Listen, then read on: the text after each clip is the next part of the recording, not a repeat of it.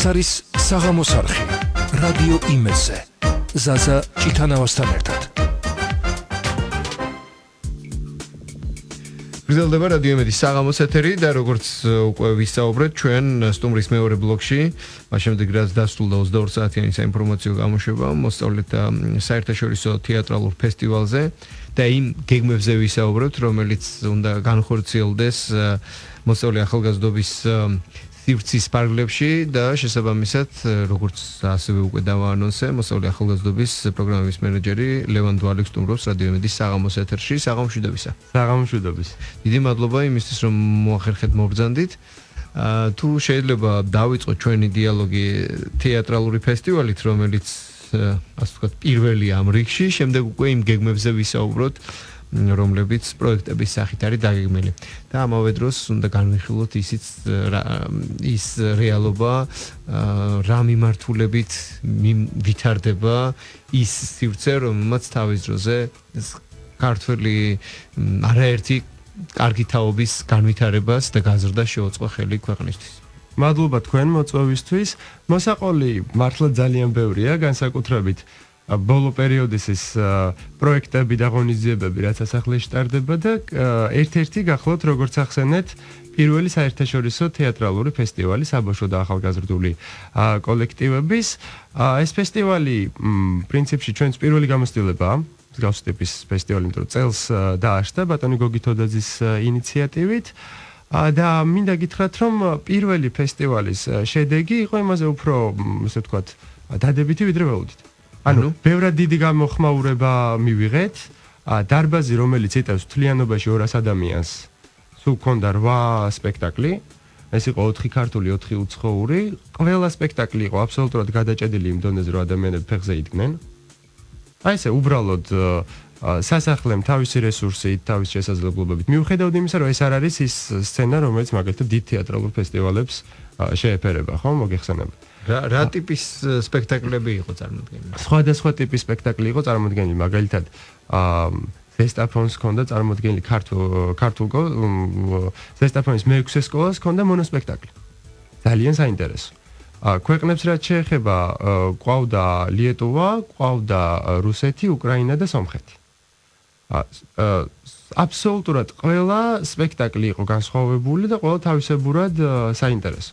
რაც თავარია ჩვენთვის გარდა იმისა, რომ ყვავდა პროფესიონალების განშემდგარი ჟიური, ყვავდა საბავშვო ჟიური. რომელიც ყოველ სპექტაკლს აფასებდა და მე უკვე ახალგაზრდა აუდიტორიის ჯილდო გადასცეს. ხო, იმიტომ რომ ჩვენ ძირითადად როცა პროექტებს გვეგმავთ, ხოლმე განსაკუთრებით ასეთი ტიპის პროექტებს ვცდილობთ, რომ ახალგაზრდები იყვნენ მაქსიმალურად ჩართულები ყველაფერში. თუ შესაძლებელია, რომ ჟიურიში იჯდეს, ახალგაზრდა უნდა იჯდეს, თუ შესაძლებელია, რომ მაგალითად საორგანიზაციო ნაწილში იყოს ჩართული, უნდა იყოს ჩართული და რაღაც დონეზე ვცდილობთ რომ გადაწყვეტილებების, გარკვეული გადაწყვეტილებების მიღებაც მივანდოთ. დანარჩენი უკვე ჩვენ იმისთვის ვართ რომ რაღაცა სწორი მიმართულება მივცეთ, იმიტომ რომ იგივე ამ ფესტივალზე ბავშვები იყვნენ, რომლებიც იყვნენ ჟიურიში, ბავშვები იყვნენ, რომლებიც იღებდნენ ფოტოსურათებს და შემდგომ უკვე დასკვნით დღეს გამოფენა მოაწყვეს, ბავშვებმა გააკეთეს პატარა დოკუმენტური ფილმი თეატრალურ ფესტივალზე და ეს არის პრინციპში სასახლის ხიბლი რომ ეს უფროსები კი არ აკეთებენ და ბავშვები უბრალოდ ასე ვთქვათ მომხმარებლები არიან ამ ყველაფრის თვითონვე არიან ჩართული პროცესებში და როცა თვითონ არიან ჩართული პროცესებში იმუნარებს რომელიც ყველას გვჭირდება საბოლოო ჯამში თვითონვე უფრო მარტივად პრაქტიკაში ვითარებენ კი გასაგებია და გამოხმაურება როგორი იყო ამ სპექტაკლისა და სპექტაკლის მიმართ და თეატრალური საზოგადოების წარმომადგენელი ვინმე ყوارიყო რაიმე კუთხით ჩართული. თეატრალური საზოგადოების წარმომადგენლები იყვნენ პროფესიულ ჟიურიში. მაგალითად, ქალბატონი ნინო ხურცილავა იყო ერთ-ერთი ჟიურის წევრი.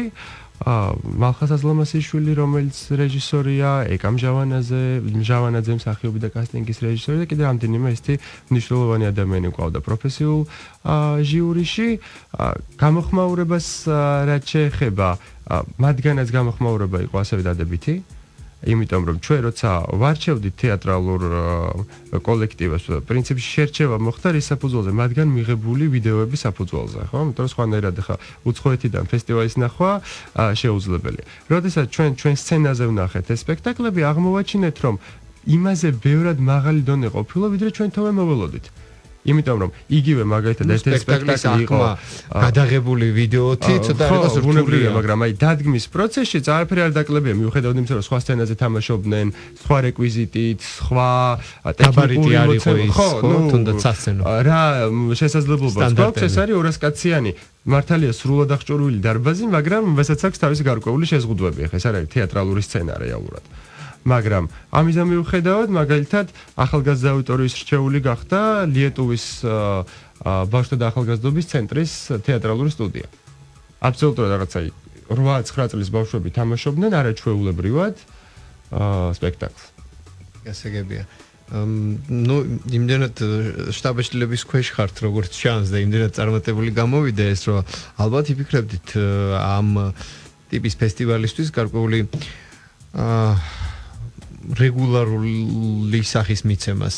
არ ვიცი რა, მე ნაკლებად ვარ ამ მიმართულებით ინფორმირებული ჩვენთან თეატრალურ მიმდინარეობაზე, მაგალითად გადაცემებს აკეთებს ნიკა წულუკიძე და შესაბამისად მე ნაკლებ ინფორმაციას ვფლობ, ჯერ ერთი დავიწყოთ კითხვა, შემდეგი კითხვით არის თუ არა მოზარდების თვის რაიმე გარკვეული ცალკე თეატრალური ფესტივალი და თუ არ არსებობს ხო არ შეიძლება ეს თქვენი ინიციატივა ასე ვთქვათ პლატფორმად გამოვიყენოთ ამ მიმართულებით. რაც შეეხება ბავშვების და ახალგაზრდების თეატრალურ ფესტივალს, ესე თეატრალური ფესტივალი მე გარდა ამ ფესტივალისა რომელიც დავიწყეთ, ნამდვილად არ მეგულება სხვა, იმიტომ რომ ჩვენ გვაქვს რამდენიმე ძალიან კარგი თეატრალური ფესტივალი, მაგრამ ეს არის პროფესიული. სტუდენტური გვაქვს, ცალკე იქნათია გუჯობიძე საკმაოდ დიდი მონდომებით აკეთებს ამ საქმეს. ბავშვებს რაც შეეხება უკვე საბავშვო კოლექტივებთან დაკავშირებით არა და სასახლემეს თემა დავიწყეთ, ასევე მინდა გითხრათ რომ ჩვენ თბილისის მერიის მხარდაჭერით მოვახერხეთ რომ ერთი ბრენდის ქვეშ გაგვიერთიანებინა 5 ფესტივალი. ეს გახლავთ თეატრი, კინო, მუსიკა, ქორეოგრაფია და ფოლკლორი და პრინციპი გვაქვს ესეთი რომ ფესტივალები ტარდება 2 წელიწადში ერთხელ. მაგალითად წელს ჰქონდა თეატრალური ფესტივალი 1-დან 5 ნოემბრის ჩათვლით და დეკემბერში გვექნება ქორეოგრაფიული და მუსიკალური ფესტივალები, რომლებიც განმეორდება უკვე 2020 წელს. უბრალოდ თეატრალური ფესტივალი განსაკუთრებულად კარგი არის ალბათ ბავშვებში ამ შემოქმედებითი განვითარებისთვის და გასული წლებისგან განსხვავებით, იმ ჩაკეტილი სივრცის ეპოქისგან განსხვავებით, რომელიც იყო კომუნიზმის ჟამს, ხო? მოსწავლეებს ექნებათ იმის საშუალება, რომ სხვა რაკურსითაც შეხედონ რაღაცებს და სხვა ქვეყნის თვალითაც დაინახონ რეალობა, იმიტომ რომ დაუბრუნდეთ ხომ მოსწავლე ახალგაზრდობის სასახლე, რომელიც მანამდე პიონერ სასახლის სახელით იყო ცნობილი, მაგალითად ერთგვარი ფანჯარა იყო, რადგან იგივე მზიური, რომლის წევრებმაც მოიარეს მთელი მსოფლიო, ხო და ასე საბჭოეთს გარეთ გასვლა ყველას არ შეეძლო, მით უმეტეს ამასაკში და დღეს ასე ვთქვათ საზღვრები ამ ხრივ აღარ არსებობს და სხვა რეალობა გვაქვს და იქნებ სრულიად განსაკუთრებულად გამოვიყენოთ ეს საშუალება იმისთვის, რომ ბავშვებს შემოქმედებითი ზრდისთვის სხვა თვალი და სხვა სოფხედველობის ადამიანების კუთხით დანახული რეალობა შეძლონ რომ აღიქვან და გაიზარდონ თვითონაც. ეს აბსოლუტურად გეთანხმებით ამ ნაწილში, იმიტომ რომ გონია მე თვითონაც ესე რომ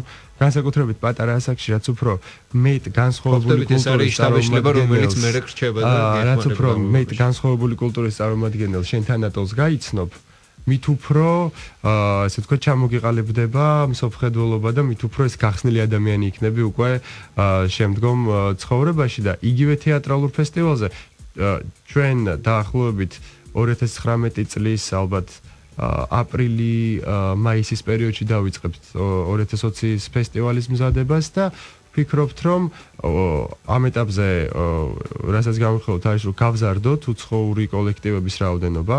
ან თუ წელს მაგალითად 4 ქვეყანა ყავდა ჩამოყვანილი, რატომ არ შეიძლება რომ სიტყვაზე რაოდენობა გაიზარდოს 10-მდე? იგივე პრინციპით რატომ არ შეიძლება რომ სოფლიოს მასშტაბით გამოცხადეს მიღება, ესე ვთქვათ, შიდა ტური ან პირველი ტური მოდი ესე ვთქვათ, უცხოური კოლექტივებისთვის და შემდგომ უკვე ტურის საფუძველზე ვინც აირჩევა, დაახლოებით 10 ქვეყანა ჩამოვიდეს. ეს 10 ქვეყანა დაახლოებით არის 100 ბავშვზე მეტი. ესე უხეშად რო გადავთვალოთ ესეც არ არის მარტივი საორგანიზაციო თვალსაზრისით მაგრამ შედეგი ისეთია რომ ალბათ ნამდვილად გვიღერს მით უმეტეს ამ ყველაფერში შეიძლება ჩაერთოს იგივე საინფორმაციო იფოტურები ასე ვთქვათ ჩვენს თეატრალურ სივრცეებში როგორც არის მაგალითად თქვენ ქუჩის გადაღმა თქვენთვის რუსთაველის სახელობის დრამატული თეატრი და თეატრალური ისტორია სერიოზული გვაქვს სხვა თუ არაფერი და თეატრალური კინო და თეატრი ისეთი ისტორია გვაქვს ისეთი არცი ისეთი მნიშვნელოვანი ნაწილია კინო და თეატრი ქართული კულტურის რომ არაფრით არ შეიძლება დაუშვათ რომ იგივე დაუშვათ თეატრალური ფესტივალი ძალიან სწრაფად არ განვითარდეს. ჩვენ შემთხვევაშიც და ყოველ შემთხვევაში ყველა ვარიანტს ნელ-ნელა ესეთ მიუხედავად იმისა რომ უკვე მიმდინარე რამდენიმე დღის წინ დამთავრდა ფესტივალი, ხო? წლის ბოლომდე გვაქვს მინიმუმ 5 პროექტი დასამთავრებელი. ამიტომ მიუხედავად უკვე ვიწყებთ მუშაობას, რომ აბა დავამთავრეთ, მაგრამ ტემპი არ დავაგდოთ და აბა ისი გამოსწორება შეგვიძლია. ზუსტად აი ამ ახალ დამთავრებულზე კარგად რო გესმის, რომ სად ქონდა შეცდომა, რომ შეცდომა აუცილებლად ნებისმიერ ადამიანს და რა მიმართულებები შეიძლება განავითაროს. ანუ რა იყო სუსტი, რა იყო ძლიერი მხარე, რომ ის მიხედვით უკვე ნახოთ რისი განვითარება და ისი განვითარება.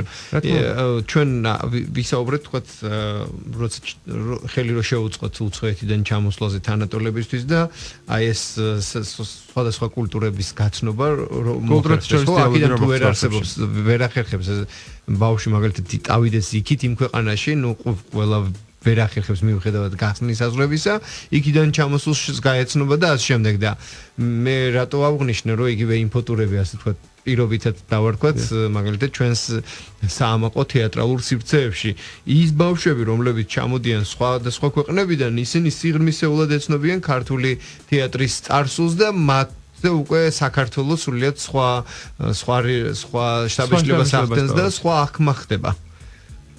დიახ, რა თქმა უნდა. ინფოტურები ზოგადად კულტურული პროგრამა არის ძალიან მნიშვნელოვანი. მნიშვნელოვანი შემადგენელი ნაწილია ყველა ფესტივალისთვის.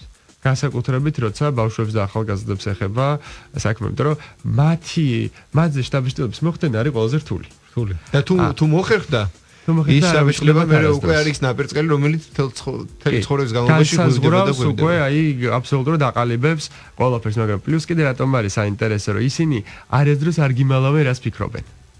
შეფასებით ნაწილში ეს კარგია. შეფასებით ნაწილში, როცა უყურებ აბსოლუტურად ხვდები იმას ეს მოეწონა თუ არ მოეწონა. და ზრდასრული ადამიანი ამას მაინც ესე დიპლომატიურად, კულტურულად შეიძლება ძალიან არ მოეწონოს. შეფუთული რა ვერ წხვდები. ხო. ამიტომ არის ძალიან საინტერესო სამუშაო ბავშვები. მაგრამ აი ეგრეთ წოდებული უკავშირის მიღება არის ძალიან მარტივი და ძალიან კარგ შედეგზე გაგიყვანს თუ ყურადღებას მიაქცევ. იმიტომ ის პირდაპირ გაწვდის ამას, რაღაცა მიმუშავა, რაღაცა არ იმუშავა. და თან რთულია და თან არის ძალიან მნიშვნელოვანი და ესეთი რა აი თუ ეს სწორად დაიჭირე ბავშვებთან კომუნიკაციის ამბავში და გაიხსნენ რომ პირდაპირ გითხრეს რომ მაგალითად ეს ჩვენ მოგვიწონა ეს არ მოგვიწონა იმიტომ ან ეს კარგი იყო ნუ მე მგონია რომ შეფასებით ნაწილში და იგივე მენეჯმენტისთვის ამაზე კარგი ინსტრუმენტი პროექტის განვითარებისთვის არ არსებობს ყველაზე სწორი შეფასებლები ყოველთვის არიან ბავშვები და ახალგაზრდები. რომლებიც აი ესე გულწრფელად და ალალად გეუბნებიან რას ფიქრობენ და როგორ. გასაგებია.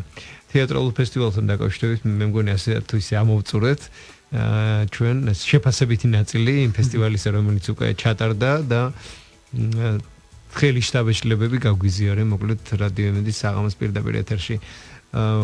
ჩვენ როგორც დავაანონსეთ ვისაუბრეთ იმ პროექტებზეც რომლებიც თქვენთან არის დაგეგმილი, მაგრამ სანამ სხვა პროექტებზე ვისაუბრებთ, თუ შეგიძლია 2-3 სიტყვით მოკლედ განუმარტო რადიო მსმენელებს თქვენთან ბევრ შეუმჩნევი ალბათ და შეიძლება რამდენიმე ადამიანი ნამყოფიც არის კიდევაც გახსნილი მუზეუმი. და აბსოლუტურად მივესალმები ამ გადაწყვეტილებას, ზოგადად შენობა არის საოცრად ისტორიული შენობა. ესეც ალბათ ცალკე ვალდებულება გაქვთ რომ თქვენთან მყოფი მოზარდები უნდა იცნობდნენ ამ ისტორიას და კარგად უნდა იცოდნენ რა ტიპის შენობაში არიან და რა ისტორიული მნიშვნელოვანი გადაწყვეტილებები არის ამ შენობაში მიღებული ზოგადად რაც წარმოადგენს ქართული კულტურისთვის ჩვენი უახლოესი წარსულისთვის და როგორია ის სამუზეუმო სივრცე რომელიც თქვენ შესთავაზეთ მოქალაქეებს იმიტომ რომ ჩემთვის მაგალითად იმდენად საინტერესო იყო ეს შენობა რომ ვიცნობ ვიყავდი, მაგალითად, როცა ბავშვი დამყავდა იქ წრეზე, თუ დრო მქონდა, გადავდიოდი, ვათვალიერებდი აბსოლუტურად ყველაფერს და ეს ჩემთვის ერთი სიამოვნება იყო, მით უმეტეს, როცა რაღაც კონკრეტული სივრცის ცოტა მეტი ინფორმაცია ვიცოდი კონკრეტულ სივრცეზე და ახმას ვამქონდა და ამ ყველაფერთან ერთად სრულიად კარგი არის, რომ ბაღი არის გახსნილი, რომელიც მუდამ ჩაკეტილი იყო და იმდენად სურვილს ტოვებდა თავის მიმზიდველობა, იმდენად მაღალი ქონდა, რომ ეს ჩაკეტილობა კიდევ უფრო მომნუცხველს ხდიდა, რომ კარგია, რომ ეს გახსნილი გაქვს. მოკლედ, განგვიმარტეთ ამ სამუზეუმო სივრცის სასახლის ისტორია მოგეხსენებათ, რომ მე-19 საუკუნის დასაწყისიდან იწყება. და მთლიანად არის გადაჯაჭვული, მოკლედ, ორი საუკუნის განმავლობაში ქვეყნის ისტორიულ, რაღაცის კულტურულ, პოლიტიკურ ცხოვრებასთან, ყველა იმ მნიშვნელოვან გადაწყვეტილებასთან. ასე თქვა, იმ ეპოქის ისტორიული, პოლიტიკური ისტორიის head office იყო. დაახლოებით, იმიტომ რომ მეფის ნაცვლისთვის აშენდა სასახლე, მერე ამიერკავკასიის სეიმი იყო განთავსებული, მე გამოცხადდა დამოუკიდებლობა სამი ქვეყნის, კონსტიტუციაზე მუშაობდნენ, პირველი დამოუკიდებელი რესპუბლიკა გამოცხადდა საპარლამენტო თუ სამთავრობო ტიპის პირველი შეხვედრა სწორედ ამ შენობაში ხდებოდა სასახლეში და უკვე 51 წელს გაიხსნა როგორც მაშინდელი პიონერთა სასახლე. პრინციპში მას შემდეგ რაც გვერდით ის უზარმაზარი შენობა მოგიდგეს პარლამენტის თავრობის სახლის სახელი ცნობილი. კი ბატონო, რაც შეეხება უკვე სასახლის მუზეუმის პროექტი შედგა ეროვნული მუზეუმის მიერ, მათი ექსპერტები ჩაერთნენ, რომ სასახლის სივრცეები, დარბაზები, დერეფნები მათ შორის აგვეთვისებინა როგორც სამუზეუმო სივრცეები, ექსპოზიცია სწორად დალაგებული იყო, რა შეიძლება გამოგვეფინა, როგორ უნდა დამზადებული იყო მაგათ იგივე საგამოფენო სტენდები, რა ავეჯი შეიძლება დადგმული იყო. აღმოვაჩინეთ, რომ მაგალითად გვქონია გარკვეული ავეჯი, რომელიც არის ისტორიული. ეს ავეჯი იყო წლების განმავლობაში უბრალოდ იდგა კაბინეტში, რაღაც მარტივ ფუნქციას ასრულებდა. ხო, უბრალოდ ეს ჩვეულებრივი ფუნქციას ერთი ჩვეულებრივი კარადა იყო. ხო, ჩვეულებრივი კარადა.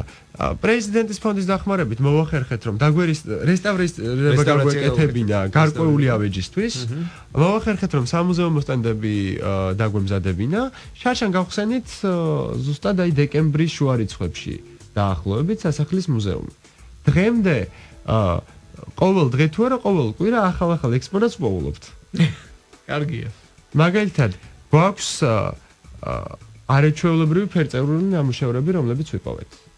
რეზო თაბუკაშვილის, რენო თურქიას ნამუშევრები, რომელსაც ასევე რესტავრაცია ჩაუტარეთ და ყველასთვის არის ხელმისაწვდომი სამკითხველო დარბაზში არის გამოფენილი. მაგალითად, აღმოვაჩინეთ, რომ ქონია კედლის გაზეთი, საველე გაზეთი, რომელსაც აფორმებდა ჩუბჩიკა თავის დროზე, როცა სასახლეში იყო. აღმოჩნდა, რომ ქონია მაგალითად ექსპედიციების დროს ბავშვების მიერ აღმოჩენილი ბრინჯაოს ნივთები. ძველი წელთაღრიცხვით 2000 წლეულის დათარიღებული. ეს ყველაფერი არის აბსოლუტურად გამოფენილი საგამოფენო სივრცეებში და ყველა დამთვალიერებელს აქვს შესაძლებლობა რომ ნახოს. ანუ ის რაც უბრალოდ მანამდე მოდით ესე არ ჩანდა, იმიტომ რომ შესაბამისი სივრცე უბრალოდ არ არსებობდა. ჩვენ მოვახერხეთ, რომ მაქსიმალურად გაგვეტანა დერეფნებში, მაქსიმალურად ხილული იყოს ეს ყველაფერი, იმიტომ რომ სასახლის ისტორია ისეთია, რომ არაფრით არ შეიძლება რომ ბავშვმა, რომელიც დადის, არ ვიცი, მათემატიკაზე მაგალითად, არ იცოდეს იმ სასახლის მნიშვნელობას, სადაც სწავლობს. შენობის მნიშვნელობა. მთლიანად. ამიტომ ვცდილობთ, რომ ამიტომ ყავს მაგალითად იგივეს მუზეუმი ისე გვაქვს აწყობილი, მოდით ესე ვთქვათ, რომ ჩვენ სამი ბავშვებს პერიოდულად ესე ჯგუფებს უტარებთ ექსკურსიებს. ხო, იცოდნენ, რომ რა ხდება. ბევრი ექსპონატია ძალიან. მეფის ნაცვლის ჭურჭელია შემორჩენილი. არა ძალიან დიდი რაოდენობით, მაგრამ გარკვეულ რაოდენობით ხო შემორჩენილი გვაქვს და ეს შეგიძლია რომ ხა მთლად თითით ვერ შეეხები, მაგრამ უყურებ მე-18 საუკუნის ფაიფური ჭურჭელს ესე ბედნიერად. ეს ყველაფერი აღმოჩნდა რომ სასახლეს ქონია. იმიტომ რომ ადამიანებმა, რომლებიც წლების განმავლობაში მუშაობდნენ, უბრალოდ გადაარჩინეს დაკარგვას. აი ესე იგივე ჩაკეტეს თავისთან ოთახში, არავინ არ მიუშვეს, არავის არ უთხრეს, იმიტომ რომ ვიღაც არ მოეპარა, რაღაც არ მომხდარიყო. არის რაღაცა ადამიანების კოლექტივი, რომლებიც მუშაობს, რომს გადაარჩინა. ანუ ეს ყველაფერი ხო გავიგეთ რომ ბევრი დაიკარგა, მაგრამ ხო ბევრი მოვიდა. ჩვენამდე ვიღაცამ ხო გადაარჩინა. აუცილებლად მადლობა უნდა ვუთხრათ იმ ადამიანებს, რომლებიც იქ რიგით თანამშრომლები იყვნენ და ამ ყველაფრის ფასს ხვდებოდნენ. შეინარჩუნეს ამ ყველაფერს. ეხა არის უკვე საზოგადოების ხელმისაწვდომი ნებისმიერ მსურველს მინდა გითხრათ ძალიან დიდი დაინტერესებაა. განსაკუთრებით ბუნებრივია ტურისტების მხრიდან, მაგრამ არც ქართველები არ აკლებენ. ყოველდღე ვხედავთ ჯგუფებს, უცხოელების, ქართველების ჯგუფებს, რომლებიც უბრალოდ ინტერესდებიან იმ ისტორიით, რომელიც სამწუხაროდ მე დარწმუნებული ვარ, რომ ბევრმა არ იცის. აი სასახლის ისტორია ყველა მაინც სასახლე აღიქმება, როგორც ეს არის თქო პიონერთა სასახლე. რეალურად სასახლის ისტორია ბევრად მანამდე რო დაიწყო ბევრად ადრე ეს ბავშვებს ეკუთვნის, მაგრამ ეს იყო პოლიტიკური ცენტრი რეალურად, არა მხოლოდ ქვეყნის, არამედ მთელი კავკასიის. ამიერკავკასია იმ ფაქტობრივად იმართებოდა იქიდან. რა თქმა უნდა. ეს არ იყო მხოლოდ მეფის ნაცვლისა, რომელიც მხოლოდ საქართველოს სივრცეს აკონტროლებდა, ხო, ნუ იცით რა არის, რომ აბსოლუტურად სწორი სტრატეგიული გადაწყვეტილება და მორგებული დღევანდელ რეალობასთან, მით უმეტეს ისეთ საფეხმავლო მარშრუტზე ხართ, ტურისტულ მარშრუტზე, რომ შესაძლებელია ადვილად ამ ობიექტის მუზეუმის ჩართვა ამ ტურში, იმიტომ რომ ასე ვთქვათ, წრე შეიკრება 19 საუკუნის თბილისზე, უფრო მეტი ინფორმაციის მიღება შესაძლებელი და რა თქმა უნდა, თავისთავად მე-20 საუკუნის დასაწყისის რეალობაზე. თქვენ ეს მონაპოვარი რაც ეხა ისაუბრეთ და ეს დეტალები, ეს ნივთები, რომც არ გამოგეფინათ უხეშად რომ ვთქვათ და მხოლოდ ის ცნობილი თქვენი დიდი დარბაზი, ხო? თეატრალური სარკეები. ხო, სარკეებიანი დარბაზის სახელი ცნობილი. მარტო ეს რო გაგეხსნათ, უკვე მარტო მაგისტვის სიხშირე, იმიტომ რომ ეს არის საოცარი ნამუშევარია. და დაახლოებით ანალოგიური ის მოლოდინში ვარ ჩვენ სამხატვრო აკადემიაში რესტავრაციის შემდეგ და გარკვეულწილად იქნება ეს ორი რაღაცა ვირტუალური ხაზი ამ ორ სივრცეს შორის და ეს უკვე დამატებითი ტურისტული თვალსაზრისით ინტერესი ხდება, იმიტომ რომ შეიძლება მიხვიდე ერთ დარბაზში, მე უკვე მეორეში და იქ არქიტექტურული თვალსაზრისით შეფასებები და ამ შემდეგ სხვადასხვა ტიპი შეიძლება იყოს სიღრმისეული და ზოგადად აქაც აისახება ის კულტურული რეალობა, სადაც ჩვენ ვიყავით ყოველთვის აი ევროპისა და აზიის გავლენის ქვეშ და ეს ზღვარი არქიტექტურაშიც აისახება. ნუ მოკლედ თემა რო არ გავიქცეს ხელიდან, ახლა გადმოვერთოთ ასე ვთქვათ დაანონსებულ მიმართულებებზე. რა ტიპის პროექტები გაქვთ სამომავლოდ დაგეგმილი? ყველაზე პირველით დავიწყოთ. ამაზე შეგვიძლია დილამდე ვილაპარაკოთ ჩვენ აქ. დილამდე სალსაუბროდ რო დაგეგმილი. ჩვენ გვაქვს მოკლედ ეს 16, 17 და 18 ნოემბერს გვაქვს სამი საკმაოდ ისეთი მოცულობითი პროექტი, მოდი ასე ვთქვათ. პირველი ეს გახლავთ 16-17 ნოემბერს გვაქვს კულტურის დიპლომატიის ახალგაზრდული აკადემია. აკადემია, რომელიც შარშან დავაარსეთ სასახლემ ევროპის კულტურის პარლამენტმა, საერთაშორისო მოძრაობამ ევროპის სულისთვის და ნიდერლანდების სამეფოს კულტურის საერთაშორისო ფონდმა კავკასიამ. იდეა არის ეს, რომ ევროპის კულტურის პარლამენტის და SL for Europe-ის, ანუ ევროპის სულისთვის მოძრაობის საერთაშორისო ექსპერტები იკრიბებიან წელიწადში ერთხელ საქართველოში, იმისთვის რომ ახალგაზრდებს 14, 15, 16, 17 წლის ახალგაზრდებს დაუკითხონ ინტერაქციული ლექციები ევროპაზე, საქართველოს ადგილზე ევროპულ ოჯახში, ევროპულ ღირებულებებზე, თუნდაც პოლიტიკასთან კავშირში, დაუკითხონ კულტურათა შორის დიალოგზე და გააცნონ ზოგადად აი ის ასე ვთქვათ საკითხები, რაც ესე მარტივად სხვაგან სხვა ლექციებს ასე ვთქვათ ვერ დაესწრები იმდენად სტატუსით მიხედვით და გამოცდილებით მნიშვნელოვანი სტუმრები ჩამოყავს. მაგალითისთვის, რომ გითხრათ, წელს ერთ-ერთი სპიკერი გვყავს ევროპის კულტურის პარლამენტის დამფუძნებელი, შვედი დიპლომატი, რომელსაც ელჩის სტატუსი აქვს. შვედეთის მთავრობისგან სიცოცხლის ბოლომდე მინიჭებული, რომელიც ახლა გახლავთ ბერლინის უნივერსიტეტის პროფესორი. ზუსტად კულტურის დიპლომატიაზე კითხულობს კურსს. მეორე ადამიანი ასევე ძალიან მნიშვნელოვანი ჩვენი სტუმარი, რომელიც ასევე არაფორმალური განათლების საერთაშორისო კონფერენციაზე იქნება მომხსენებელი, გახლავთ დორის პაკი, გერმანელი პოლიტიკოსი ყოფილი, ამჟამად გარდა ბევრი დამსახურებისა რობერტ შუმანის ინსტიტუტის პრეზიდენტი გახლავთ და ეს არის ადამიანი, რომელმაც ფაქტობრივად შექმნა ევროკავშირის ყველა მნიშვნელოვანი ესეთი პროგრამა კულტურის და განათლების მიმართულებით. რაც საბოლოოდ Erasmus+-ში გაერთიანდა ახალგაზრდული ყველაზე დიდი პროგრამა, იმიტომ რომ ორი ვადით სკალბატონი გახდათ ევროპარლამენტის კულტურის და განათლების კომიტეტის თავმჯდომარე. ორივადით საკმაოდ ავტორიტეტული ადამიანი, გარდა სხვა დამსახურებებისა დაუშვათ, რომ იქ ქალთა ჯგუფის თავმჯდომარეა, ბევრი სხვა ეს თქვა ტიტული აქვს. ფაქტობრივად ამ ადამიანმა შექმნა ის Erasmus+-ის პროგრამა, რომელიც თავისი პოპულარულია და 18 მილიარდიანი ბიუჯეტით უამრავ შესაძლებლობას აძლევს. ეს არის ხოლმე სტუდენტური, ეს არის ახალგაზრდული გასულითი პროექტები, ტრენინგები, ევროპის მოხალისეობრივ სერვისში შედიოდა და ძალიან ბევრი პროექტი. ამიტომ ჩვენთვის მნიშვნელოვანია, რომ ესეთი ადამიანები თვითონ ბავშვებს ელაპარაკონ. ინტერაქციის შესაძლებლობა მიცემ და რაც თავარია უკვე მეორე პროექტზე, რომელიც წეგავახსენ, ეს არის არაფორმალური განათლების საერთაშორისო კონფერენცია. კონფერენციის მიზანია, რომ ხელი შეუწყოს ჩვენი ტიპის დაწესებულებების თანამშრომლობას, ჩვენს უცხოელ პარტნიორებთან, ადგილობრივ ცენტრალურ ხელისუფლებასთან ის ტენდენციები, გამოწვევები გააცნოს, რაც დარგში გვაქვს. დღეს იმისთვის, რომ რაღაცნაირად ხელი შეუწყოთ ახალი მიმართულებების დანერგვას. მაგალითად, შარშან პირველად ჩავატარეთ ეს კონფერენცია ცვლილებები არაფორმალურ განათლებაში და მთავარი кейსი, ესე ვთქვათ, გქონდა ბავშვების და მოზარდების სოციალურ-ფინანსური განათლება, რომელიც სასახლეში დანერგილია. ჩვენი პარტნიორი ორგანიზაციის აღმასრულებელი დირექტორი იყო ჩამოსული ამსტერდამიდან მომხსენებლად, რომელმაც მთლიანი ეს პროგრამა წარუდგინა ჩვენს პარტნიორ ორგანიზაციებს, 150-ზე მეტი დამსწრე იყო. მუნიციპალიტეტების მერები, რესურს ცენტრების ხელმძღვანელები, მერის მოადგილეები, მოსწავლეთა ახალგაზრდობის სახლების ხელმძღვანელები მთელი საქართველოდან და წელს უკვე მოვახერხეთ ის, რომ ორ რეგიონში ეს პროგრამა სასახლემ საპილოტოდ გაიტანა.